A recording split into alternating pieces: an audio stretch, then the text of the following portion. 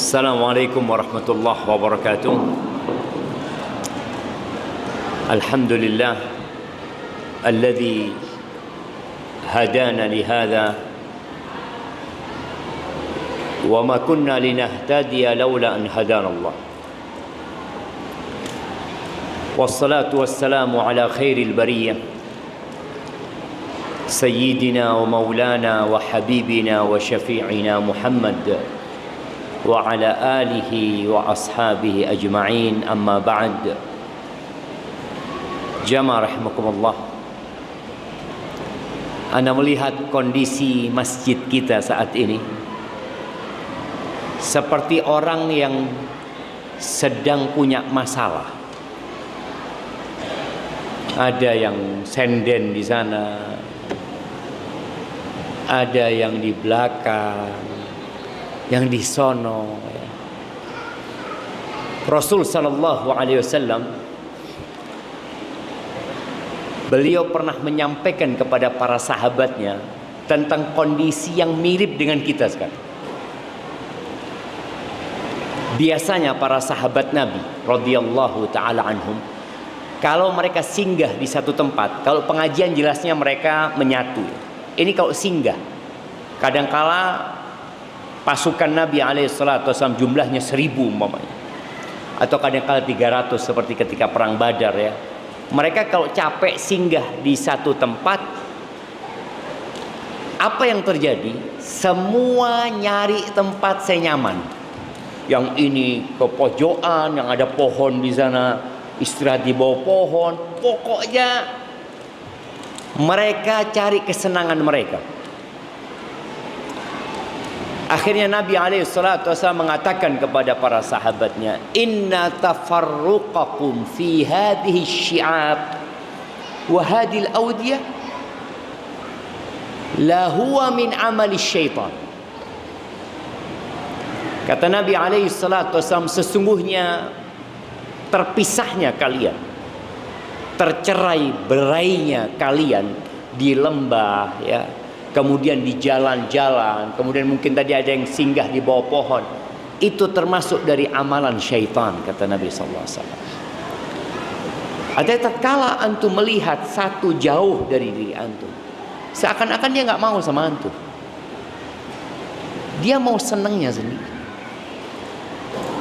dia cari yang nyaman buat diri dia. Sejak Nabi SAW menyampaikan itu, kalau para sahabat singgah di satu tempat, indhamma ba'duhum ila ba'd, ngumpul mereka semua. Hatta law wudi'a ala ru'usihim thawb lakafa. Kalau dikasih kain di belakang mereka cukup buat mereka itu. Maka ana tidak akan mulai kajian ini sampai antum menyatu sama saudara antum dan bisa salaman bi tetangkeuna, assalamualaikum. Bemari jemaah. Kecuali yang tua-tua yang punggungnya harus bersandar, tak apa-apa bersandar jemaah. Tapi yang dengode ini, ini lo kosong jemaah. Lihat di depan ini kosong gitu. Kecuali di belakang ada sesuatu yang lebih nyaman mungkin jemaah. Ya.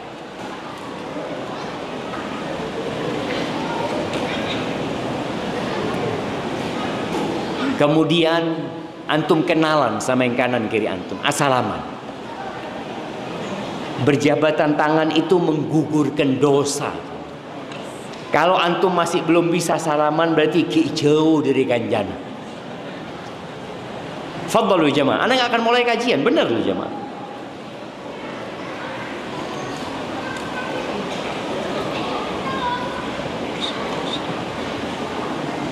Sudah kenalan antum.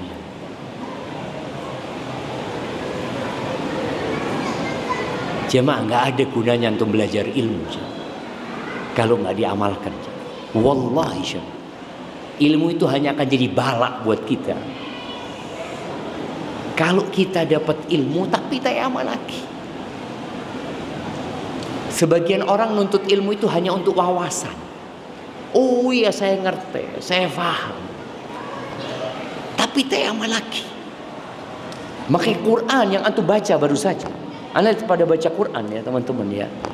Quran tuh bisa jadi yang nuntut antum ke neraka.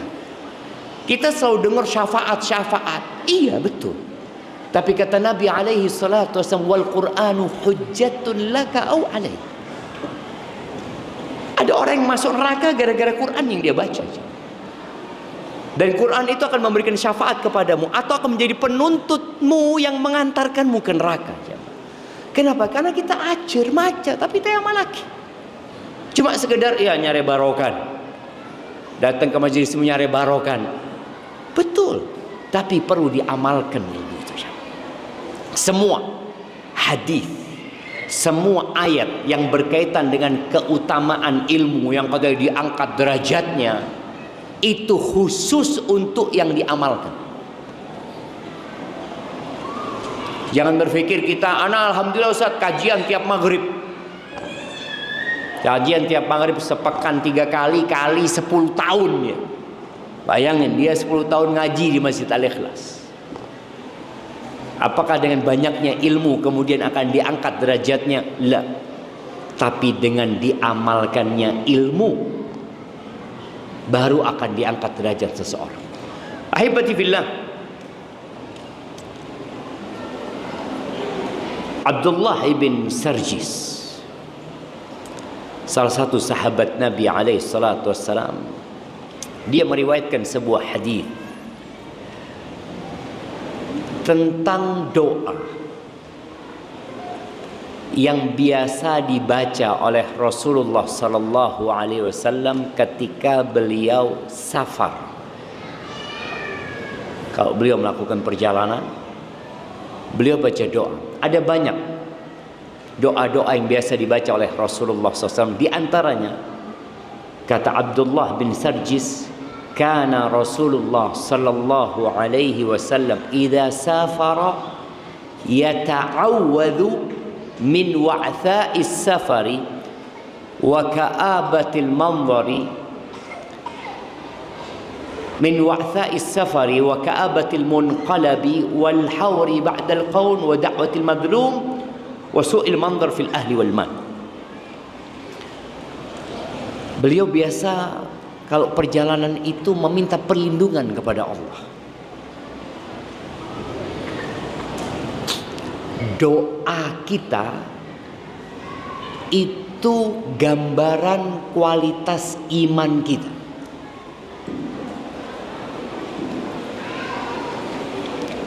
Doa kita itu gambaran kualitas iman kita. Dan iman kita itu berlandaskan ilmu yang kita miliki. Allah Azza wa Jalla mengatakan innama yakhshallaha min ibadihi al-ulama. Yang takut kepada Allah dari hamba-hamba Allah yang banyak ini al-ulama, yang berilmu. Rasul sallallahu alaihi wasallam ketika berlindung dari sesuatu, beliau menunjukkan ada hal yang memang kita perlu doa minta sama Allah Azza wa Jalla. Beliau punya ilmu. Coba kita perhatikan. Beliau berlindung dari wa'tha as-safar, dari kesulitan perjalanan. Terus wa ka'abatil munqalab dalam hadis ini. Kesedihan ketika kembali. Ada orang yang berangkat kerja, merantau, pulang tahu-tahu anaknya sudah nggak benar. Ada. Ditinggal sama bapaknya, mengais rezeki. Keluarganya jadi berantakan. Maka beliau berlindung dari kesedihan ketika kembali ke rumah. Kemudian dari al-haur ba'dal kaun. Di riwayat lain al-haur ba'dal kaur. Ini yang berkaitan dengan tema kita hari ini. Berlindung dari berubah menjadi malas beribadah dari yang awalnya istiqomah. Berlindung. Jangan sampai dulu anak ke masjid, terus anak jadi nggak ke masjid sekarang. Dulu anak 1 juz, sekarang nggak 1 juz lagi tiap hari. Dulu ana biasa sholat malam, sekarang enggak. Dulu ana biasa bersedekah, biasa puasa, lalu enggak. Kita perlu berlindung dari ini. Minal hauri ba'dal kaur. Kemudian beliau berlindung dari wa da'watil mazlum, dari doa orang yang kita zalimi. Boleh jadi ada orang-orang dalam kehidupan ini yang kita merasa tidak menzalimin mereka, padahal kita menzalimin mereka, dan doanya orang yang dizalimi mustajab. Boleh jadi penderitaan yang dirasakan oleh sebagian kita saat ini, kondisi ekonomi yang sulit, kondisi sosial yang tidak menyenangkan. Boleh jadi sebabnya doa orang-orang yang pernah kita zalimi, tapi kita nggak merasa menzalimin orang. Maka di sini Nabi SAW berlindung dari dakwatil mazlum.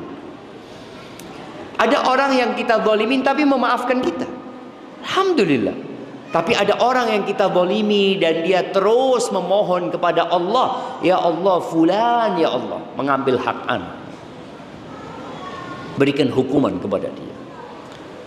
Kemudian wasu'il manzari fil ahli wal mal, dan berlindung dari pemandangan yang buruk pada keluarga dan harta. Ada orang pulang safar, rumahnya kebakaran, tokonya kebakaran, sawahnya gagal panen, atau dia melihat kondisi anaknya kecelakaan. Ada yang tahu. Dan Allah mampu memberikan semua bencana itu kepada kita. Cuma sebagian kita mungkin selamat dari bencana itu dan tidak merasa perlu berdoa. Karena setiap pulang alhamdulillah keluarganya baik-baik saja, ekonominya lancar. Padahal musibah itu boleh jadi menimpa kita. Maka Nabi SAW berlindung di sini minal hauri ba'dal kaur, berlindung dari keadaan kembali buruk setelah sebelumnya baik. Perempuan yang awalnya pakai jilbab, tahu-tahu lepas jilbab. Kita melihat ada orang yang sudah tobat dari riba, tahu-tahu kembali melakukan riba. Ada orang yang sudah berhenti narkoba, tiba-tiba dia kembali mengkonsumsi sabu-sabu. Kadang-kala kita nggak doa, kita tidak meminta perlindungan kepada Allah. Kemudian ada satu ayat yang mungkin menjadi inisiatif tema kita hari ini. Di surat An-Nahl ayat 91-92, Allah Azza wa Jalla berfirman, wa aufu bi ahdillahi idza ahadtum.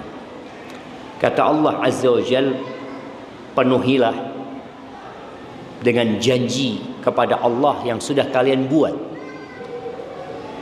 Wala tanqudul aymana ba'da tawkidiha.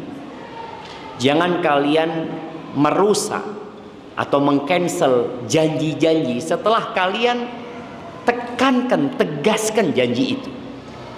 Wa qad ja'altumullaha 'alaikum kafila.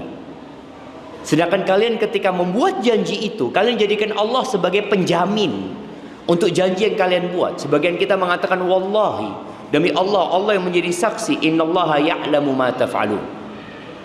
Allah mengetahui apa yang kalian lakukan. Lalu Allah katakan wala takunu, kalian janganlah menjadi kallati, seperti seorang wanita, naqadat ghazlaha min ba'di quwwatin ankatha, seperti wanita yang dia memintal tenunan. Kita tahu ada orang yang membuat tenunan, ya, buat sarung, buat apa. Setelah jadi, kemudian benangnya dia tarik, satu persatu dia tarik. Yang awalnya sudah jadi kain, kembali menjadi benar. Jangan seperti itu. Ini yang terjadi dengan sebagian kita setelah Ramadan atau di tengah Ramadan ini. Anda nggak tahu kenapa judul ini diangkat di pertengahan Ramadan. Hari ini tanggal 15 ya. Boleh jadi ada orang yang 7 malam pertama terawih, sekarang sudah nggak terawih. Ada orang yang 10 awal Ramadan, Masya Allah, tiap hari baca Quran 2 juz. Masuk 10 kedua berhenti baca Quran.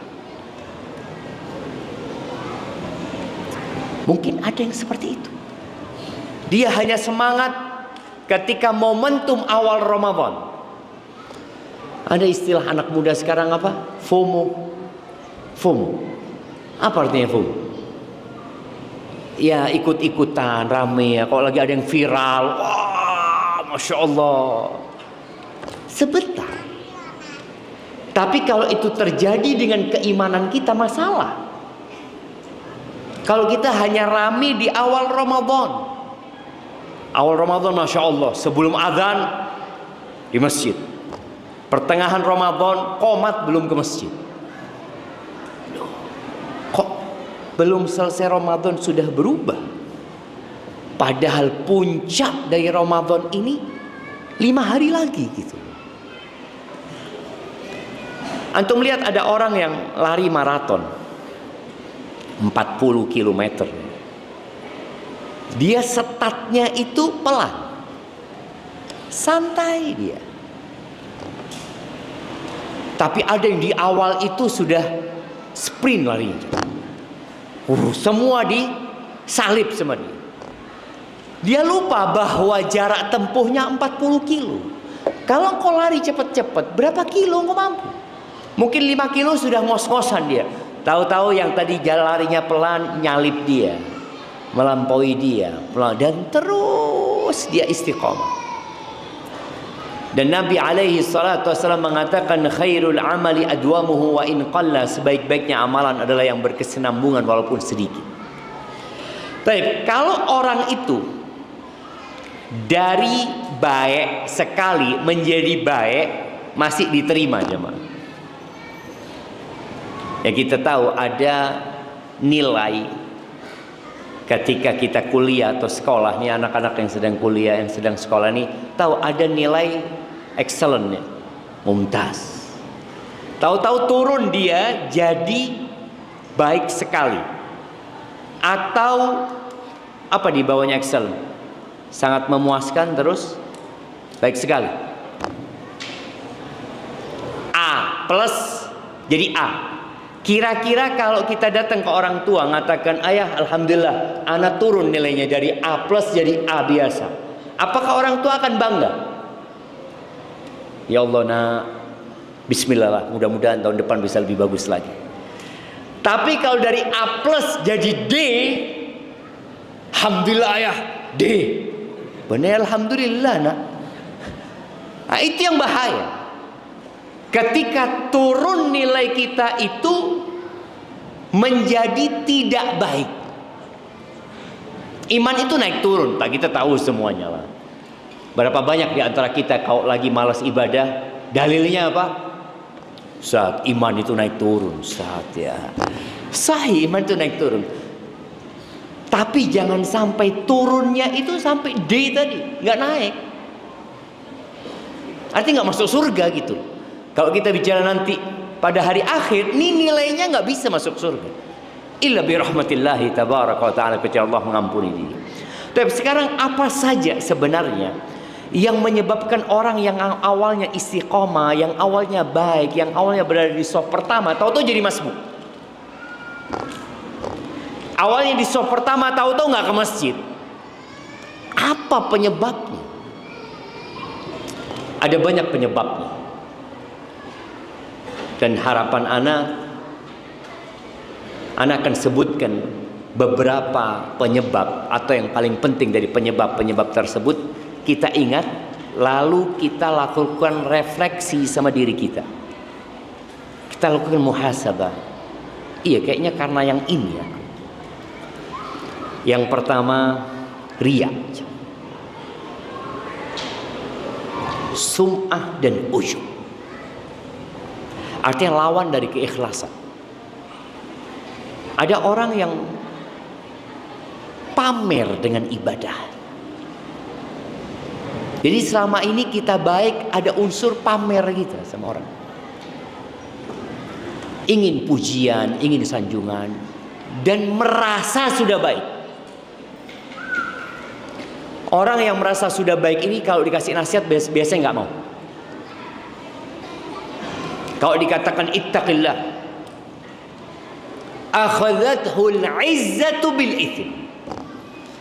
Kalau diingatkan bertakwalah engkau kepada Allah Azza wa Jalla. Emangnya anda belum bertakwa? Ada orang yang anti nasihat. Dan biasanya kondisi orang ini hatinya bermasalah. Kita tahu yang menjadi korek api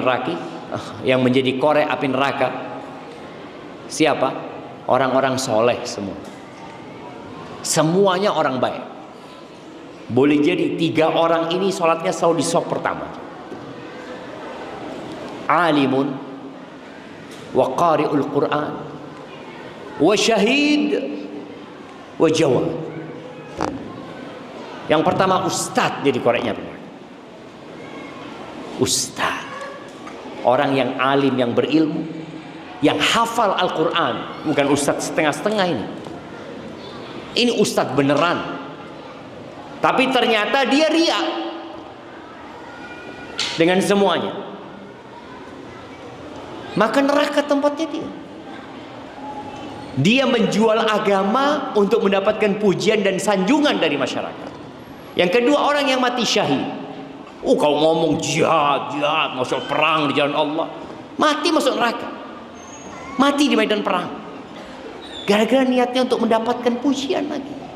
Yang ketiga, orang kaya. Orang kaya, bukan orang miskin yang dermawan. Ini jawad, yang Allah kasih banyak nikmat sama dia. Ketika dia disidang, Allah tanya, kenapa yang kau lakukan dengan nikmat-nikmat yang aku limpahkan kepadamu? Orang ini mengatakan, ma min sabilin tuhibbu an yunfaqa fihi illa anfaqtu fihi la. Tidak ada satupun jalan kebaikan yang engkau suka, nikmat yang kau berikan diinfakkan ke sana ya Allah, kecuali aku sudah berinfak di sana. Laka, lillahi ta'ala. Maka akhirnya orang ini, na'udzubillah, dimasukkan ke dalam api neraka karena sebenarnya niatnya dia hanya untuk mendapatkan pujian dan sanjungan. Dan biasanya orang yang seperti ini matinya su'ul khotimah. Tadi setelah istiqomah tahu-tahu jadi nggak istiqomah. Kadang-kadang orang nggak tahu, yang tahu keluarganya kadang-kadang, atau keluarganya pun nggak tahu, karena dia pandai menyembunyikan niat itu. Dan yang paling ditakutkan oleh Nabi alaihi salatu wassalam, akhwaf ma akhafu alaikum asyirk al-asghar. Yang paling aku khawatirkan atas kalian adalah syirik yang terkecil ini. Qalu wa ma syirkul asghar ya Rasulullah? Apa syirik kecil itu ya Rasulullah? Ar-riya. Riya aja. Disebutkan dalam riwayat lain al-khafi, yang tersembunyi. Maka tolong sering-sering kita itu bermuhasabah tentang niat kita. Anak kenapa sih sholat? Anak kenapa sih puasa? Anak kenapa sedekah? Anak kenapa baca Quran? Ada cerita seorang yang membaca Al-Quran, kemudian dia bermimpi. Tidur dia setelah baca Quran, dia mimpi. Dalam catatan dia ketika dihisap, ada catatan kebaikan kecuali beberapa ayat. Loh, dia tanya, kenapa ini kok tidak dicatat kebaikan buat aku? Padahal baca Quran itu satu huruf 10 kebaikan, nanti yang dilipat gandakan satu jadi 10. Satu ayat lebih baik dari seekor onta. Ketika dia dihisab, dia heran, kenapa yang ayat-ayat ini tidak masuk dalam catatan? Iya, ketika engkau baca ayat itu, engkau keraskan suaramu dalam rangka riya. Jadi boleh jadi kita baca satu lembar itu ada yang riya di sana. Atau boleh jadi semuanya riya. Ingat, an-naqid basir. Allah itu akan melakukan penghisapan yang sangat detail sekali. Jadi imam juga mungkin dia baca ayat pertama, kedua, ketiga ikhlas, tapi tahu-tahu di ayat keempat dia indahkan suaranya dengan harapan mendapatkan pujian. Mengindahkan suara dalam membaca Al-Quran itu termasuk perbuatan yang disyariatkan. Boleh ya, para imam itu ketika jadi imam suaranya diindahkan, boleh, tapi niatnya tetap harus benar. Karena Abu Musa al-Ash'ari, dia pernah sholat, suaranya didengar sama Nabi SAW. Lalu keesokan harinya cerita Nabi SAW, engkau telah dikasih mizmaran min mazamiri Ali Daud. Aku tadi malam dengarkan bacaanmu. Kata Nabi SAW. Apa kata sahabat ini? Lau araftu ya Rasulullah, kalau aku tahu engkau mendengarkan, lahabbartu laka tahbiran, aku akan lebih indahkan lagi bacaanmu untuk engkau ya Rasul. Jadi mengindahkan bacaan itu tidak selalu riya. Bahkan boleh jadi disyariatkan supaya yang mendengar bacaan itu semakin tersentuh dengan ayat-ayat yang dibaca, tapi niatnya tetap lillahi ta'ala. Kemudian yang kedua, yang menyebabkan orang yang dulunya baik kemudian jadi buruk, ya, yang hijrah kemudian balik lagi kepada masa lalu yang kelam, dzunubul khalawat, dosa-dosa tersembunyi ketika kita sendirian. Karena ada orang, ini ada hubungannya dengan yang pertama, ya. Ada orang-orang yang di luar kelihatan baik, tapi tatkala dia tutup pintu kamarnya, tatkala dia punya kesempatan untuk berbuat dosa, tanpa ada satupun manusia yang melihat, dia di situ tidak peduli. Ada orang berbuat dosa menyesal, tapi ada orang berbuat dosa jadi kebiasaan dosa itu. Ada kondisi orang berbuat dosa itu karena syahwat, dorongan syahwat dia berbuat dosa. Tapi ada fase di mana dosa itu jadi tradisi dan budaya dia. Ketika dia berbuat dosa nggak ada perasaan berat, dia takut sama Allah, kemudian beristighfar.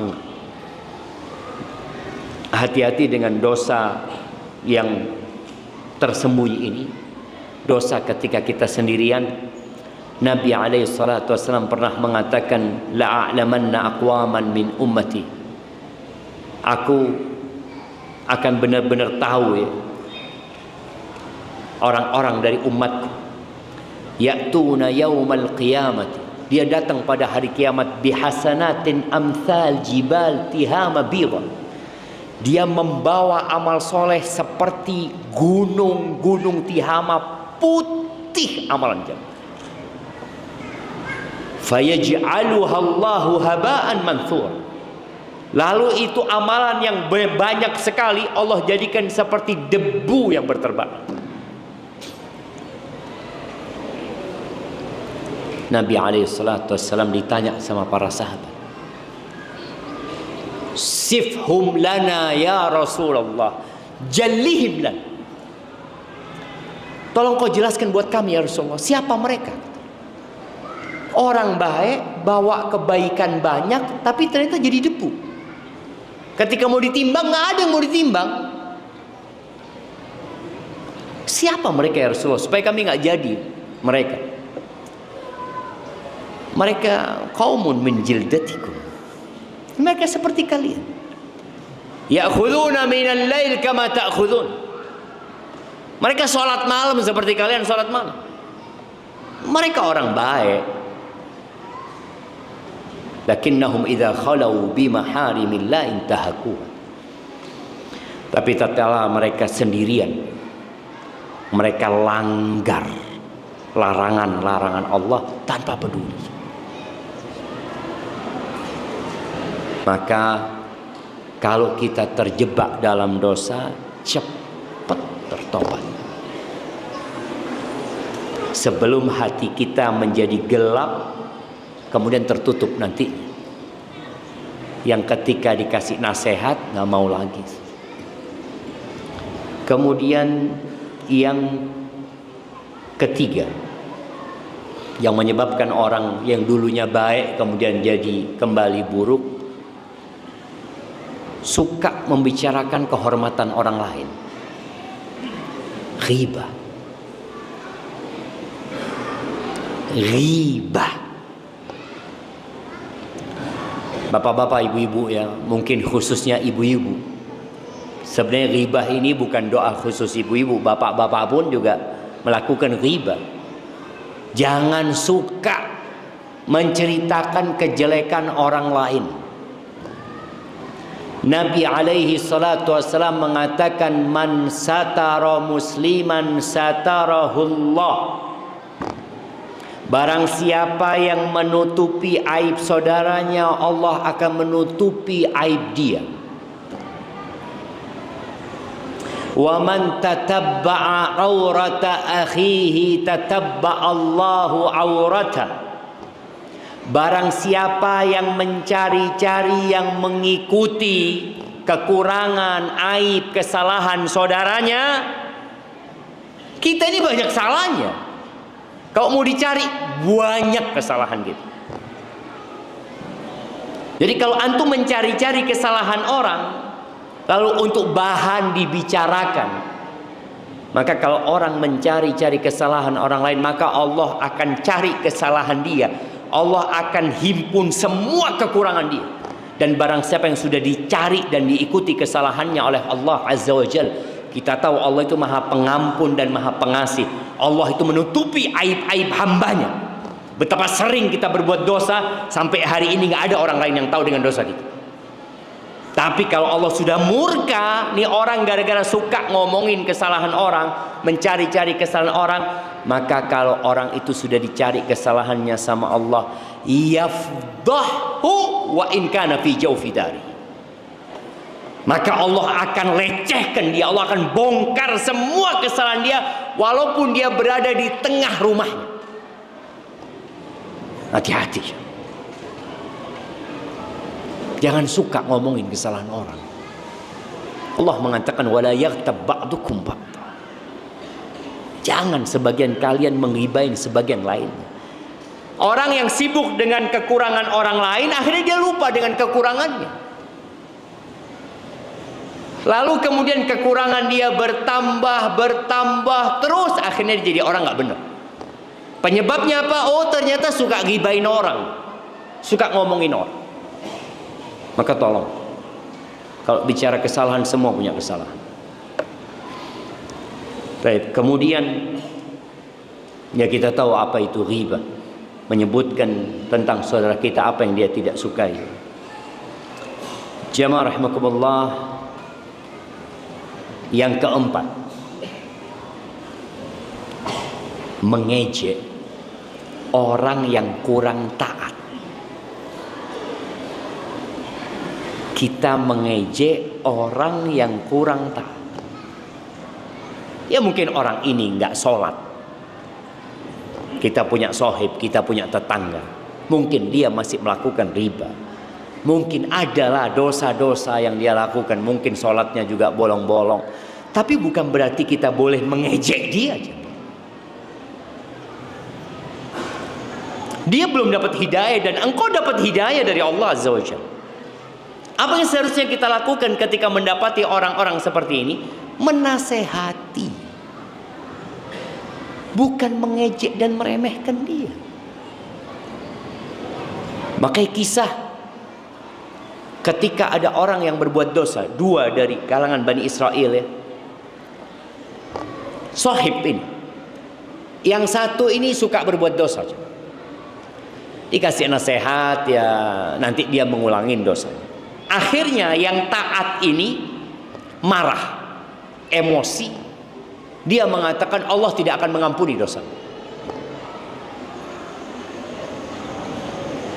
Dia orang soleh, dia orang yang baik, yang banyak ketaatan dan ibadahnya. Tapi gara-gara omongan dia ini, Allah murka sama orang ini. Di hadis tersebutkan Allah berfirman, "Man dzalladzi yata'alla 'alayya an la aghfira lahu." Siapa yang berani-beraninya sumpah dengan namaku kalau aku tidak akan mengampuni dosa dia? Qad ghafartu lahu wa ahbattu amala. Allah menyebutkan dalam hadis qudsi itu, aku sudah mengampuni dosa dia dan aku gugurkan amalanmu. Ingat, jangan sibuk menghakimi orang lain, mengejek, menghina orang lain. Allah Azza wa Jalla mengatakan, ya ayyuhalladzina amanu la yaskhar qaumun min qaum asa an yakunu khairam minhum wala nisa'un min nisa'in asa an yakunna khairan minhunna. Wahai orang-orang beriman, jangan sampai ya ada laki-laki, kelompok laki-laki yang mengejek kaum yang lainnya. Boleh jadi yang diejek itu lebih baik dari yang mengejek, karena yang menjadi tolok ukur standar orang baik itu kalau mati. Oke, sekarang kita rajin ke masjid. Sampai kapan kita akan rajin ke masjid? Gak tahu kita. Maka jangan mengejek orang lain. Dan para wanita ini, subhanallah jemaah, biasanya setiap ayat yang panggilannya untuk ya ayyuhalladzina amanu itu laki dan perempuan masuk, secara umum masuk. Tapi di ayat ini Allah khususkan buat wanita juga. Wala nisaun. Dan jangan pula wanita-wanita itu mengejek saudari-saudarinya yang lainnya. Boleh jadi yang diejek masuk surga lebih dulu daripada engkau. Boleh jadi dia lebih baik dari dirimu. Mungkin dia punya amalan yang tersembunyi yang dengannya Allah mengangkat derajatnya. Dan akhirnya kita gara-gara mengejek orang lain yang awalnya kita istiqomah jadi hilang istiqomah. Kita jadi buruk. Makanya Syekh bin Baz rahimahullahu ta'ala pernah ditanya, apa sih Syekh penyebabnya orang yang awalnya istiqomah tahu-tahu berubah dan menyimpang hidup? Belum menyebutkan boleh jadi dia pernah mengejek orang lain, akhirnya dia diuji dengan yang diejek. Hati-hati dengan lisan kita. Jangan ribain, jangan mengejek, agar Allah menjaga nikmat yang Allah berikan kepada kita. Kemudian yang kelima, dan ini yang terakhir dalam kajian kita kali ini, tidak bersyukur atas nikmat hidayah. Sebagian kita itu masih merasa terbebani dengan hidayah itu. Sebagian kita yang hijrah dari dunia yang kelam, kemudian dia sudah rajin ke masjid, rajin sholat malam, tapi gara-gara masalah ekonomi dia masih sering merintih dan mengadu, seakan-akan Allah nggak ngasih kebaikan buat dia. Wallah, 2 rakaat sebelum subuh yang sekarang dia kerjakan, yang mungkin puluhan tahun dia tidak pernah mengerjakan, itu lebih baik dari dunia dan isinya. Kita bisa rakaatul fajr, kita bisa sholat 2 rakaat sebelum subuh, itu nikmat loh. Tapi sebagian kita nikmat hidayah ini nggak disyukuri. Dia fulus, yang dia pikir fulus, harta, kenyamanan dunia. Sedangkan nikmat hidayah dia tidak syukur. Bahkan dia merasa seharusnya Allah kasih aku ini. Aku kan sudah taat ke masjid. Kenapa kok masih susah ekonomiku? Engkau taat ke masjid itu nikmat dari Allah Azza wa Jalla yang dulunya engkau nggak pernah ke masjid. Rasulullah sallallahu alaihi wasallam, bagaimana beliau mensyukuri nikmat hidayah, nikmat Islam, nikmat iman, wahyu yang Allah berikan. Beliau itu sholat sampai bengkak kakinya. Bagaimana Aisyah radhiyallahu taala anha bertanya, "Ya Rasulullah, qad ghafarallahu laka ma taqaddama min dzambika wa ma ta'akhkhar."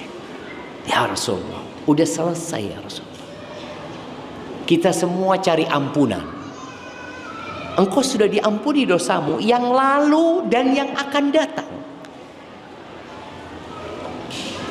Terus kenapa engkau masih harus capek-capek seperti ini? Afala akun abdan syakur. Ya ini dikasih nikmat sama Allah. Apa tidak seharusnya aku menjadi hamba yang bersyukur? Maka kita dikasih nikmat hidayah, tolong disyukuri. Disyukurin dengan lisan, perbanyak tahmid. Disyukurin dengan hati, mengakui ini nikmat yang paling agung di antara semua nikmat yang Allah berikan kepada kita. Al-mal, harta, was-sihha, wal-afiyah, wal-aman. Ini nikmat yang paling agung Allah. Kita mengakui dari dalam hati kita bahwa nikmat yang paling agung, nikmat hidayah. Antum bisa ke masjid sekarang. Entah 10 tahun yang lalu apakah antum ke masjid? Mungkin enggak. Anak bisa, alhamdulillah Ustaz, sekarang Ustaz. Anak bisa sekarang hatam Quran. Padahal ketika anak muda, anak sehat, kuat, anak gak pernah hatam Quran. Sekarang anak bisa. Maka kita perlu bersyukur, dan syukuri dengan raga kita.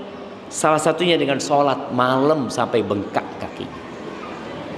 Masjid Al-Ikhlas ini, sholat tarawehnya 1 rakaat berapa juz? Nah, jamaah berapa juz? 1 rakaat berapa juz? Di sini berapa rakaat sholatnya? 11 rakaat berapa juz? Sampai 1 juz? Rasul sallallahu alaihi wasallam 1 rakaat baca Al-Baqarah, An-Nisa, Ali Imran 5 juz lebih. 1 rakaat. Itu yang sudah diampuni dosanya, yang lalu dan akan datang. Maka itu sebagai bentuk syukur. Jadi kita nambah rakaat kita atau nambah bacaan kita sebagai bentuk syukur. Maka tolong syukuri nikmat hidayah ini. Jadi antum sudah dikasih hidayah sama Allah, syukuri. Jangan kemudian diremehkan nikmat itu. Dan sebagai penutup, banyak-banyak baca doa, ya muqallibal qulub, tsabbit qalbi ala dinik. Rabbana la tuzigh qulubana ba'da idh hadaitana wa hab lana min ladunka rahmah innaka antal wahhab. Barakallahu fiik. Itu mungkin yang dapat Anda sampaikan, kurang lebihnya mohon maaf. Baik. Kalau mungkin katanya akan ada kuis.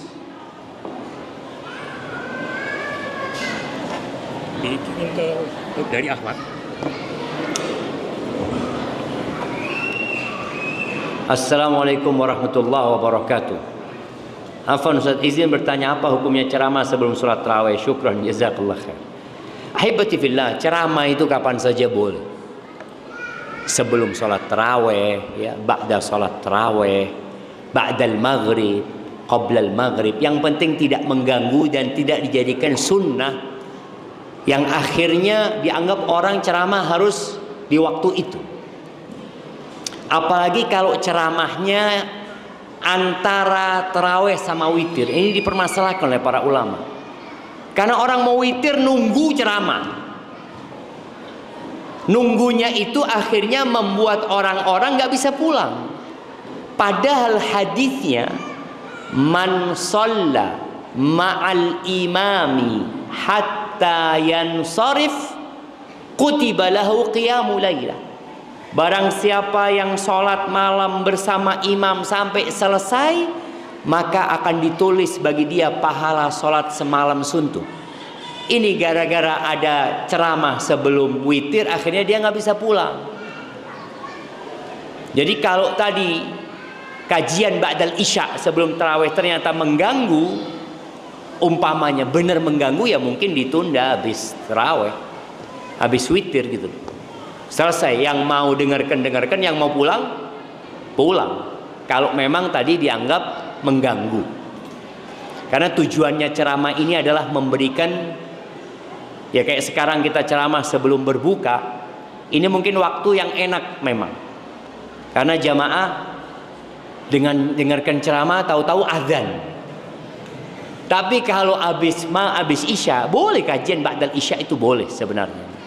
Tapi tadi jangan sampai mengganggu untuk tarawih. Di sini kajiannya kapan?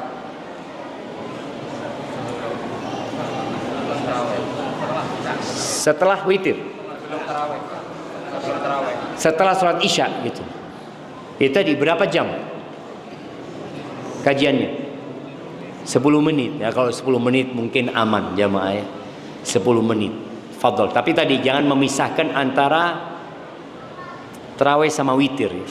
Jangan dipisahkan. Selesaikan baru ceramah. Jangan khawatir juga jamaah. Nanti kalau kajiannya ba'da tarawih Ustaz pada pulang semua Ustaz. Enggak apa-apa, yang mau dengarkan, yang mau pulang. Dan ada satu sunnah jamaah, mengakhirkan waktu isya. Yang umroh di bulan Ramadan, dia akan lihat bahwasanya di Arab Saudi itu jarak antara adzan maghrib dengan adzan isya dibikin fix 2 jam. Padahal sebenarnya waktu isyanya sudah masuk, tapi dibikin sholat isyanya lebih malam. Dan kalau itu disepakati nggak ada masalah. Sholat isyanya memang dikatakan kita umpamanya mau sholat isyanya jam 8 malam di Masjid Al-Ikhlas, ya nggak apa-apa. Loh gimana Ustadz yang mau sholat sebelum itu? Banyak masjid gitu.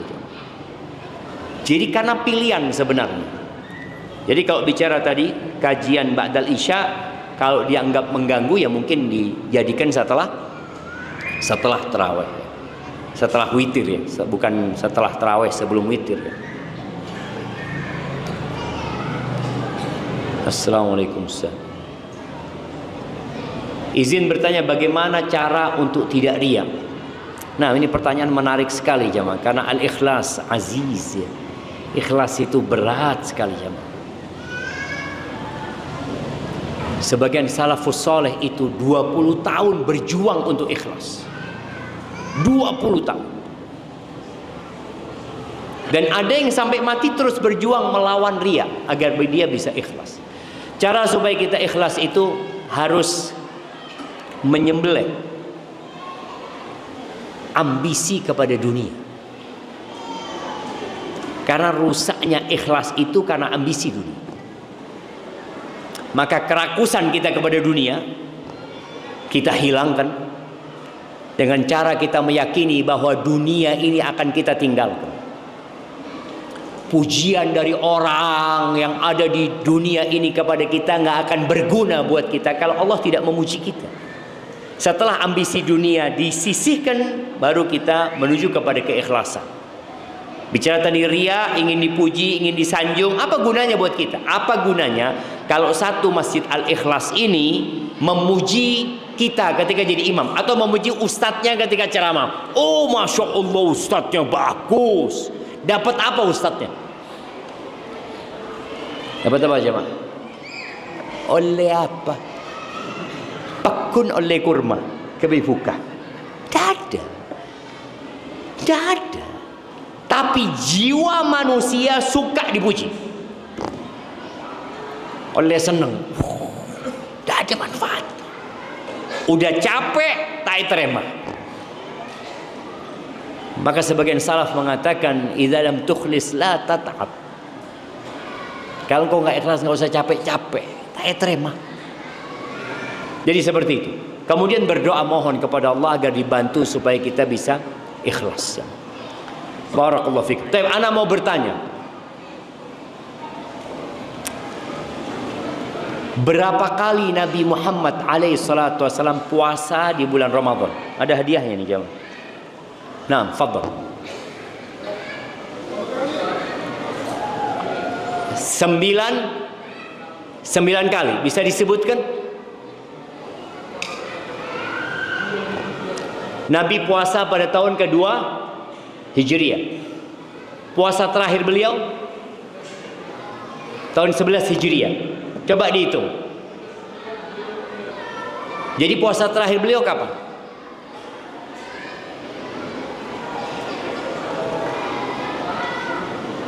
10 apa 11? Beliau meninggal tahun 11. Gak puasa di tahun 11. Kasihkan hadiah ya, nggak apa-apa. Iya, beliau meninggal tahun 11 di bulan Rabiul Awal. Jadi sebelum Ramadan tahun 11. Beliau puasa tahun kedua, ketiga, keempat, kelima, keenam, ketujuh, kedelapan, kesembilan, ke-10. Jadi 9 kali beliau berpuasa Ramadan. Tapi pertanyaan kedua,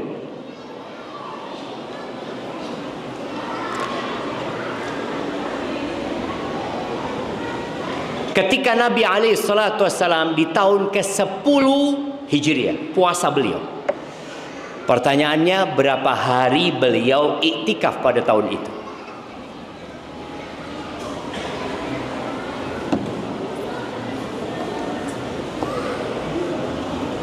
Berapa hari? 9 hari. Taib.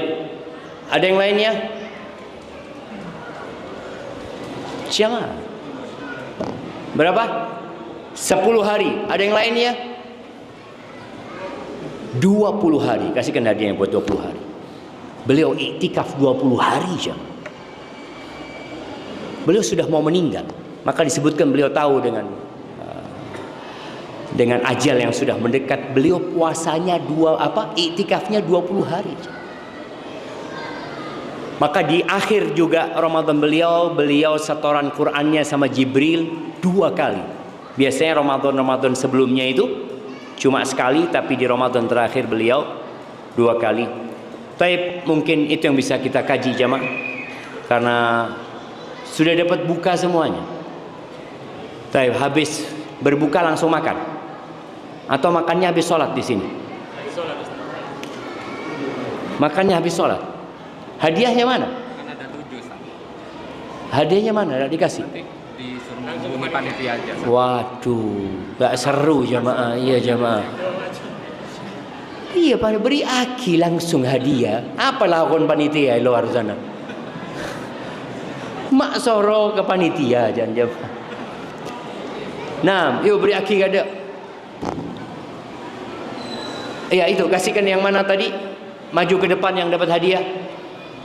Mana yang dapat hadiah jamaah? Maju dikasih hadiah. Beri mie, beri beras. Mana yang dapat hadiah tadi? Maju. Baik. Tampil ini maju. 4 lewat berapa? Lewat 7. Azannya. Oh, masih kurang. Oh, yang sini udah dikasih hadiahnya. Loh, mari beri aki jamaah. Oh, ini orangnya. Ada dari akhwat lagi. Jangan Ustaz. Bagaimana cari istiqomah di lingkungan yang... Iya, ini pertanyaan bagaimana istiqomah di lingkungan yang tidak mendukung untuk taat. Kadang-kala kita beralasan tidak istiqomah karena lingkungan. Ya, memang lingkungan berpengaruh kepada istiqomah. Tapi kita lihat istrinya Nabi Nuh hidup bersama Nabi Nuh nggak beriman. Istrinya Nabi Lut hidup bersama Nabi Lut dan tidak beriman. Bahkan Allah mengatakan fakhanatahuma, berkhianat 2 orang ini. Istrinya Fir'aun hidup di istana Fir'aun, beriman. Jangan pernah menyalahkan tempat dan lingkungan. Ketika tidak mampu istiqomah di tempat itu, hijrah. Para sahabat hijrah ke Habasyah. Sebagaimana Nabi SAW hijrah ke kota Madinah. Hijrah. Kemudian kalau lingkungannya tidak mendukungmu, ciptakan lingkungan yang mendukung. Kita ini kadangkala menjadi konsumen, tidak menjadi produsen. Kalau lingkungannya tidak mendukung, anak akan ciptakan lingkungan yang mendukung. Sebagian orang ustadz di tempat kami tidak ada sekolah yang mengajarkan sunnah, bikin sekolahan. Jangan nunggu tidak ada. Kalau tidak ada berarti ini kesempatan, peluang secara bisnis menghasilkan uang. Kalau bicara bikin sekolahnya. Jadi nggak ada gimana ini dan itu, berjuang. Ihris ala ma yanfa'uk wasta'in billah. Maka ciptakan lingkungan yang baik, banyak berdoa, memohon kepada Allah, hindarin teman-teman yang membuat kita jadi berubah nanti. Baik, pertanyaan masih ada 3 menit ya. Ya, Anda ingin mengingatkan doa sebelum berbuka bagi orang yang berpuasa. Sebenarnya orang puasa itu punya doa sepanjang hari ya, bukan hanya waktu berbuka. Jadi jangan nunggu berbuka. Antum jam 9 pagi, jam 10 ba'da zuhur, sebelum asar, doa cuma minta sama Allah Subhanahu wa taala. Kemudian pertanyaan selanjutnya,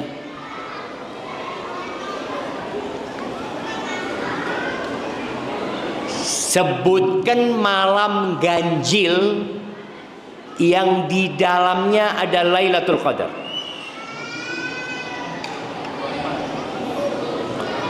Gimana? 25, 27. Oh, oke, 21. 21, 22 juga. Oke, 21, 23, 25, 27, 29. Mungkinkah Lailatul Qadar malam 22? Mungkin apa enggak?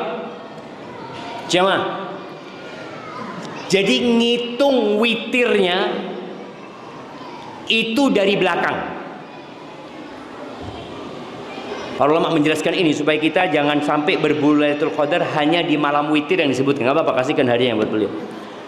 Iya, ngitung witirnya itu Nabi alaihi salatu wasallam mengatakan iltamisuha fi tasi'atin tabqa au sabi'atin tabqa au khamisatin tabqa.